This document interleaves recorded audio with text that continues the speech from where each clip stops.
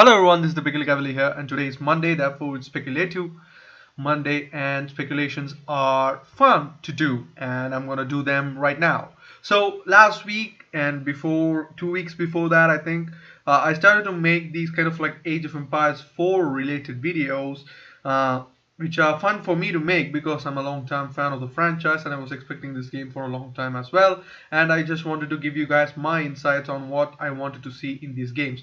Now, obviously you gotta take this with a pinch of salt because these games, these kind of videos are speculation. It's right there in the name. You can't just blame me. You can't just comment at me saying, "Oh, bitch, that's not true," and everything.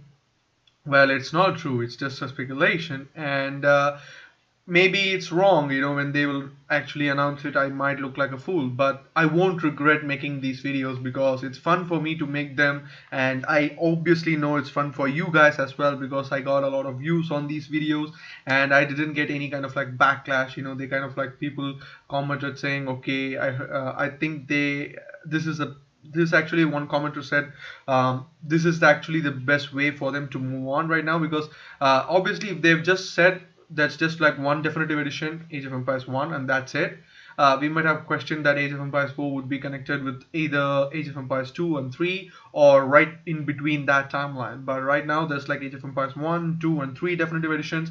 So for them to go back to medieval times or even colonial times, just Age of Empires 3 done right, that wouldn't make any sense. So Age of Empires 4 obviously would be in the modern era, and that's what the speculative thing comes up. So that's like kind of like a legway for the things that I want to talk about. So I talked about the civs that I wanted to see. I talked about the mechanisms in the game that I wanted to see, kind of like UI, the resources in the map and stuff like that. I talked about maps. I talked about modes, like the King of the Hill, death mode and stuff like that. So if you guys want to check that out, please go check that out. And right now, today, I want to talk about the units and the type of like team synergies that I wanted to see. So let's just get into it, shall we? First things first, units wise, in the modern era, the major thing is the cavalry line kind of like upgraded to tanks and artillery and stuff like that. So if you guys haven't played Rise of Nations, which you should have because these games kind of like came in kind of like the just like the 2005 6 and stuff like that, so everyone would have at least had a chance to try them out. And one of the great things about that game, which I absolutely like, is from developing from a medieval time to like an information age. And during those times, if you have a cavalry, like heavy cavalry and stuff like that, you can obviously upgrade them into tanks, and that's actually a cool factor. Now this game obviously in my mind takes place in the modern era, so the cavalry is going to be the tanks just like that. So you have your light tanks, and that's light cavalry hussar line, and you have a paladins, that's your heavy tanks, and you get support units like camels, which can be defensive. You can anti-tanks, or you can go for the support units, which gives like ammos and everything to these things as well. Now, again, doing this will be kind of like a remnant to Company of Heroes maybe, or even Rise of Nations for that matter. So they have to make it unique, as Rise of Nations even did. Like if you are German, you get the Leopard tank, and if you are America, you get their specific tank and stuff like that, which is always amazing to see. So I want them to make units that are dedicated to that civilization, which will be really really nice. So cavalry, this is majorly the cavalry, and archer lines can upgrade it into like your they can go two ways, like they can go for sniper lines, stuff like that. That's absolutely amazing. And with the siege line, like the siege onages and stuff like that, obviously they can go for the rocket artillery that can be seen in the Rise of Nations thing. Now I'm doing a lot of comparisons with Rise of Nations because that's the best that you can understand what I'm trying to say here. So these are the things that I want to see in Age of Empires 4 in terms of units wise. And obviously infantry wise, they can go a different way. They can go for like for example, again in Rise of Nations, you have these kind of like specialists. Then you have your scout that will be upgraded into a top tier unit, the spy, and you have your the flamethrowers and stuff like that. We don't want those things in Age of Empires 4, but like every unit can have a differentiation. Like certain units can be defensive, like they can be a rocketeer who's great at taking down tanks. So pretty much like that's your spear infantry taking down heavy cavalry. So or any type of cavalry. That's amazing kind of like connection. And you have your top tier infantry, that's the champion, and certain civilizations won't have that top tier infantry. They will have lesser upgraded infantry. What I'm trying to say is, instead of going from militia to swords, men at arms, swordsmen, stuff like that, upgradable link, they can actually go for just you get this infantry who has a gun. Okay, that's the first tech. So if you build a barracks, that's what you get, but you can upgrade that character into having more equipments. So equipment one, if I'm just stating it simply, but they can make it even better.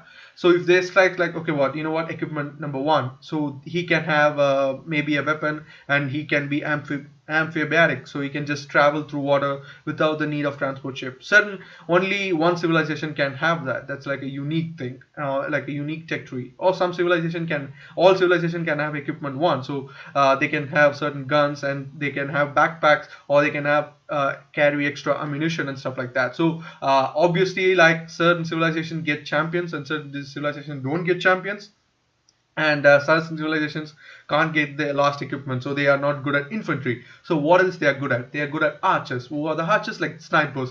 They can create a lot of snipers, they can put them in tactical areas and stuff like that. They can take down your infantry even however good they are. So that's something that I wanted to see. And siege wise, obviously I talked about artillery, rocket artillery, and ram wise, they can go for pretty much a lot of things. And I don't know what will they go for as tank replacement. I have no idea, but they can just kind of like bypass that unit, and just they can just go for like rocket launchers. And to take down this thing, I have not talked about the air combat, which will be available in this modern era, if it is a modern era. Again, speculations everywhere.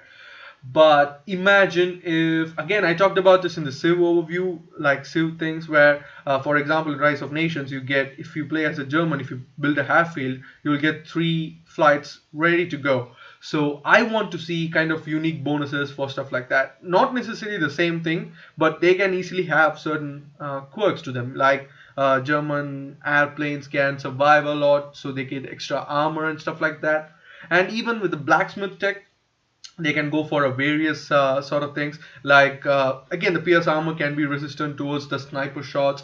They can have headgears which will give them protection against sniper shots, and the infantry can have like extra attack. The gun can have like mods attached to them, like silencer for and just like getting some sort of like back shots, backlogs cannot happen.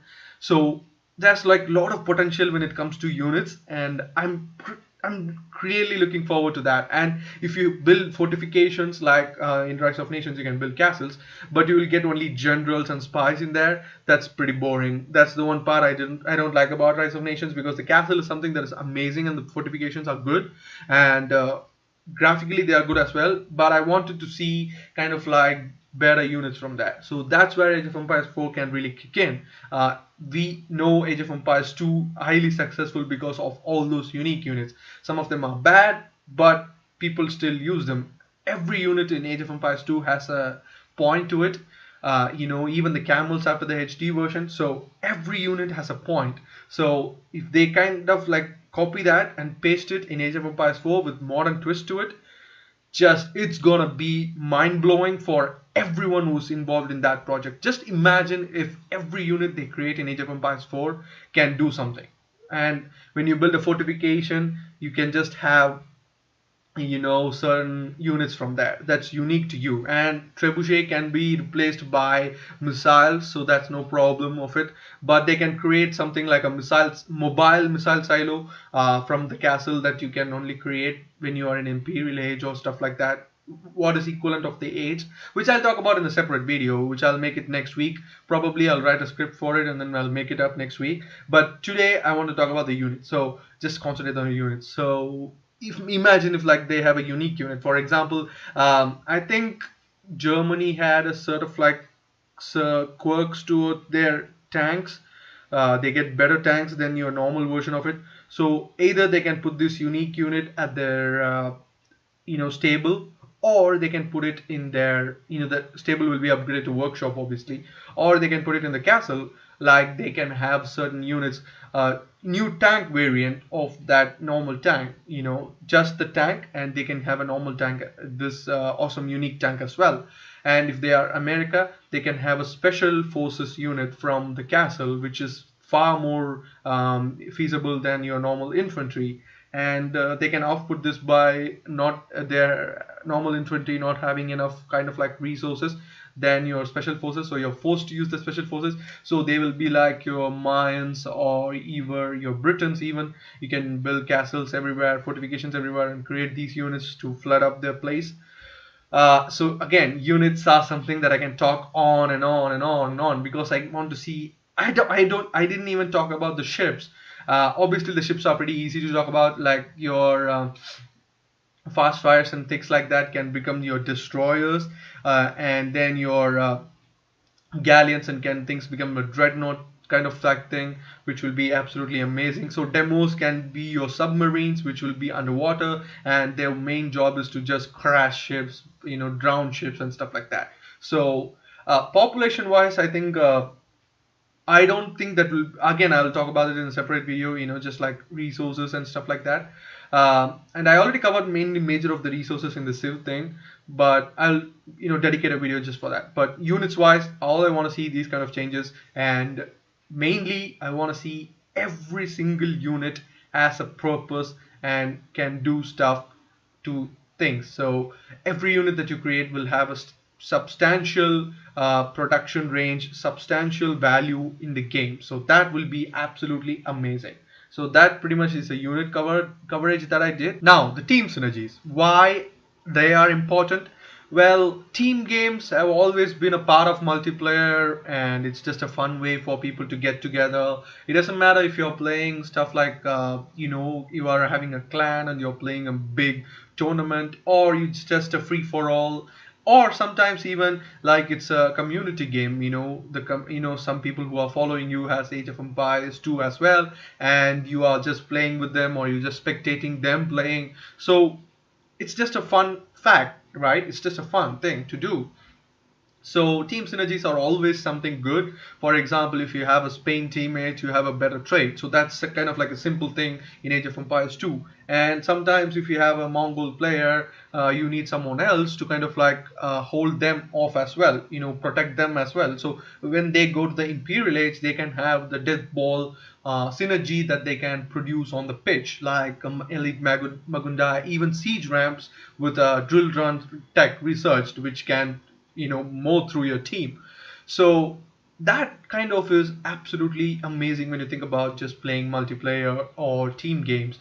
So that this is just for the people who like to play team games, or sometimes even free for all, where you can just play the game. And sometimes there will be backstabbers, there will be like secret alliances and stuff like that, and if you are defeated from the game, your market can be used for trading and stuff like that. So it's just for fun. So when you play that kind of games, when you have multiple teams in a single map, you need to have those kind of synergies maybe here and there. That will be really nice.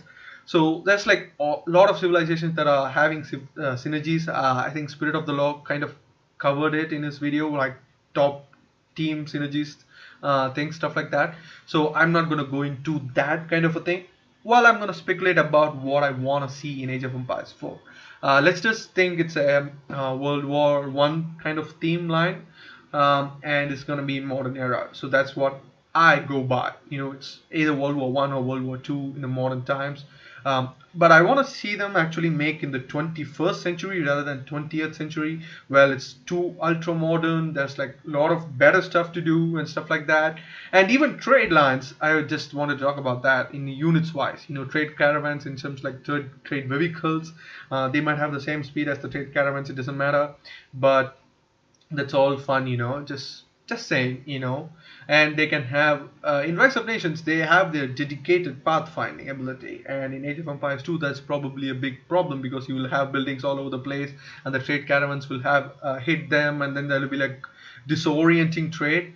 But just consider in Age of Empires 4 they kind of have a proper pathfinding system where in a team game, if you have a map secured in the back line that you would do in Age of Empires 2, you can just build like 3 markets here and there, and then you can just have a trade line, and the caravans that are actually vehicles running, they will put roads for you, and that roads can be considered as a pathfinding system for themselves, so they won't have any backlashes with each other, they won't change roads and stuff like that. So it's just a nice graphical point of view for you, and it's a good pathfinding system for the developers, and it's not annoying for the players who play it. So all 3 parts of it as covered. That's just something I wanted to talk about. No problem. Then again, that's the team synergies can come through there. First of all, like if you trade with these kind of, if you have your allies like this, they can give you better trade, and some of them can give you better range on certain units. I know it's kind of like same things from Age of Empires 2 copied and pasted, but I would not take that as a bad thing, not by a long shot. If it is modernized, if it is modern units, if it is modern playstyle, like I talked about in maps, like I talked about in the modes, if everything is kind of fresh, and again I talked about units, like if every unit in the game makes sense, then it's no problem for them to copy and paste like Age of Empires 2 and Age of Empires 4 in medieval times, in modern times. Obviously, they're gonna change the resources, which I talked about already. So if you guys want to check it out, go check it out. So imagine if they have like certain resources on the map that can be accessed. Just think about this: certain people can have hands of that resources really fast. They can make those resources really quick and stuff like that. Certain units can be created really quick. Certain civilizations can have 2 unique units instead of one. Like Germany can have one unique tank and one unique airplane and stuff like that. Just think about Chinese having extra unique ships, unique air as well. So these sort of things can be upgraded to certain things, and if they are making like World War One theme, then it absolutely makes sense to have like the Allies and Axis kind of like teams, and they have the good synergies. Even though there's like the campaign is going to be like that concentrated on World War One or World War Two, if that's going to be the point, right? So in single player, though the civilizations that are there can have synergies in the same order. I know it's going to be kind of like boring, but it's going to be absolutely wonderful. I really wanted to see Japanese, how they will fare, and my favorite civilization is the Britons, how I want to see them, kind of like transformed into this era. They will going to have like 2 unique ships instead of any unique kind of like units. So that's going to be fun. Obviously, they're going to build a fortification, and they can have like unique units from there as well. But my other favorite civilization is Goths, but I don't think they were going to be making appearance in this game. I don't think so, at least. But the Age of Empires developers can really surprise us. So modernized Goths, imagine that. Imagine like 50 and 60 use specific units, unique units from the Goth fortifications, which they shouldn't have, but they do. Running around with guns, and they have extra armor just like in Age of Empires 2, and they are tough to take down. So yeah, that's that's gonna be amazing. Just speculation. So thank you guys for watching. Hit that like button if you like this video, share the video with your friends and family, subscribe to the channel for everything that is gaming, and always guys, be peculiar like I am, and everyone will love you for that or hate you for that, and there's no middle ground. So that's always cool. I'll see you guys on the next one. Bye.